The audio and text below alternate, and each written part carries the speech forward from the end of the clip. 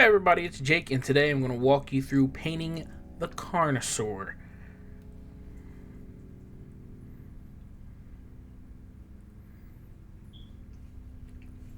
Alright, well first I primed it black and then I thought it in white. And then I took Diller, Round, the DW cups of paint. And I took black and red and mixed them together and got a nice dark maroony blacky. It's black and red mixed together. I don't know what else you want me to say. And then covered the whole model in this color. And then I took straight burnt sepia and did the chair, that lounge, that couch, that sofa that's on the back of the Carnosaur. And the bones too. And then I let that dry for I don't know how long, maybe like an hour or so. And then we go right into the oil paints. And from here I start with a little bit of red mixed with bright yellow. And it gets this nice little orange color. Then I cover a majority of the top parts of the Carnosaur. I actually think I covered the whole thing with this color.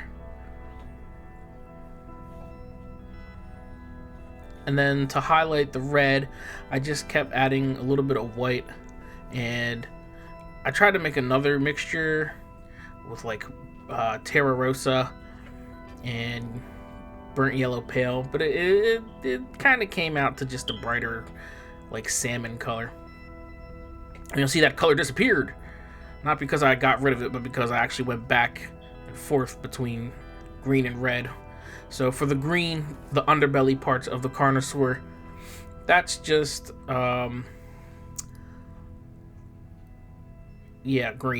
You can see it there. I forgot which two colors I mixed. This is straight phthalo green, and it mixed in with some of that other green, which I believe is just phthalo blue and yellow.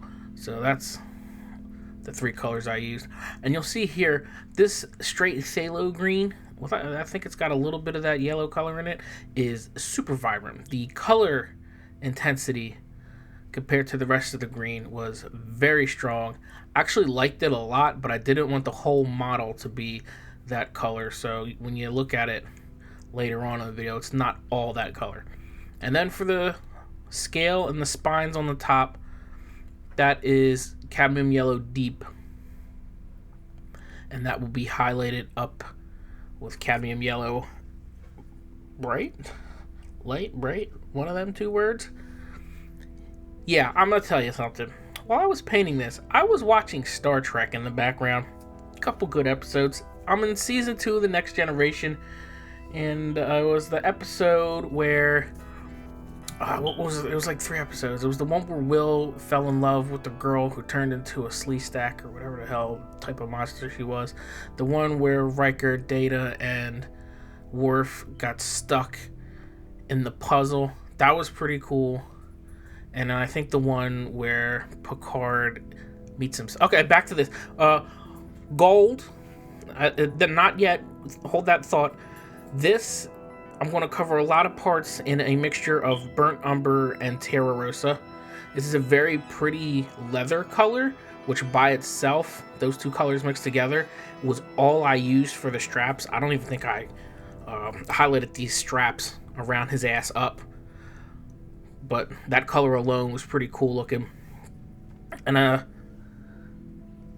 then I did the bones, which these sucked because the color that I first mixed was that salmon color, and I was like, okay, maybe I can go from like a pink to like a white, and that would look kind of cool. It would be like a fleshy bone, but no, that sucked. So I took a burnt umber and a lot of white and a lot of burnt yellow or brilliant yellow pale and mixed that together to get that bonish looking color, which worked much better. And then I just kept adding white to get a highlight color, which is barely visible because this color didn't cover that well. And then I went on to the M&M Gold. M&M's Gold. Yep, M&M Gold. Is that an actual M&M? I don't know. But basically, I took cadmium yellow deep, placed that where I wanted to, and then blended it in Which, if you notice, it doesn't really blend. That's because that burnt umber was sitting there for quite a few hours. I think I actually let that burnt umber... Oh, God, my dog. Oh, shit. You okay, Leo? But anyway, I think I let that burnt umber sit overnight. And so these colors went on smoothly. And then this is another mixture of brilliant yellow pale and kind of that bone color for like a highlight color, which... I'll be honest, when I was placing all these colors down, didn't work at first, and I really had to I had to pull out some references for non-metallic metals on this sofa here. And then I again went back to the green for a dark color, because perline black, when you add any color to it, turns into a very pretty green. I can't say if you add any color, it turns into a green, but if you add white to it, or like a yellow, it turns into a green, and it's pretty cool. And so I put that in areas where I wanted the gold to be dark. Again, there's no rhyme or reason to it. I was just kind of shooting from the hip. And then all these little metal plates, 1, 2, 3, 4, there's like 4 going up the body of them and a couple up to his head. I did them in phthalo blue and then highlighted them up with white.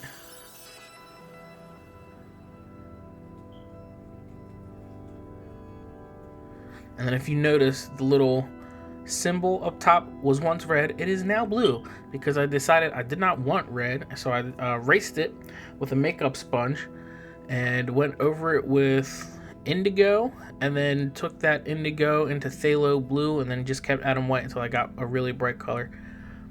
And then feathered it out with the blending brush.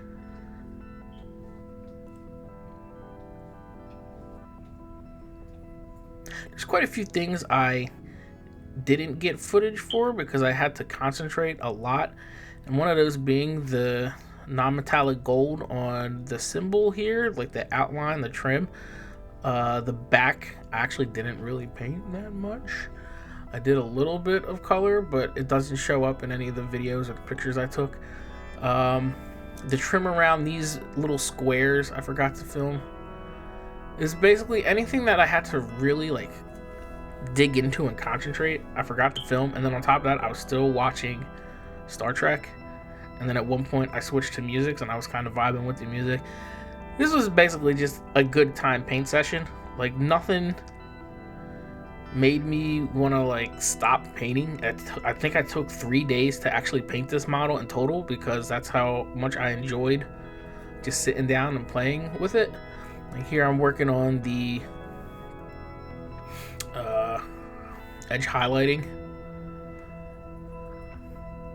But yeah, if you're ever in the vibe and you don't want to stop painting a model, I think that's a good thing. I really do. Oh, see the highlights on this here? I wish I did not touch them after I just laid the color down. I really, I'm just pointing them out in this clip.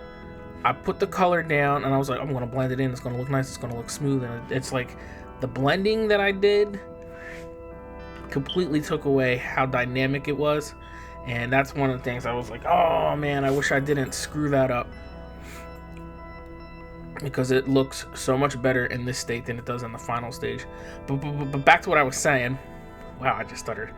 I'm not going to edit any of this. I'm just going to put the whole thing in, because I got to cover 12 minutes and I still got 3 minutes left. But anyway, if you're enjoying a paint job to a point where you don't want to stop painting it, you don't have to stop painting it. If you have a good wet palette, or especially with the oil paints, you could use this stuff over the course of weeks. If you just put it away, put the palette away or put the model to the side, you can come back to it another time. It doesn't really matter. You can keep painting until you are done. And this particular model, I was just like, dude, I am having fun. I'm doing some techniques that I don't normally do on it. And I enjoyed painting the crap out of this, because I'm a big Jurassic Park fan and dinosaurs are my shit. So I love the way this model came out. The throne, yeah, it's okay. It's not the best non-metallic metal I've ever done, but it looks in theme with the rest of my army, which is a big plus.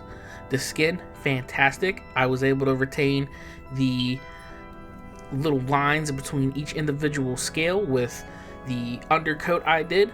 The mouth came out pretty good. His face looks great. I did not base the model. Don't pay attention to the base. Pay attention to the fingers right there. The hand. Look at his hand. Look at his hand. See him? He needs a wedding ring. Somebody marry this man.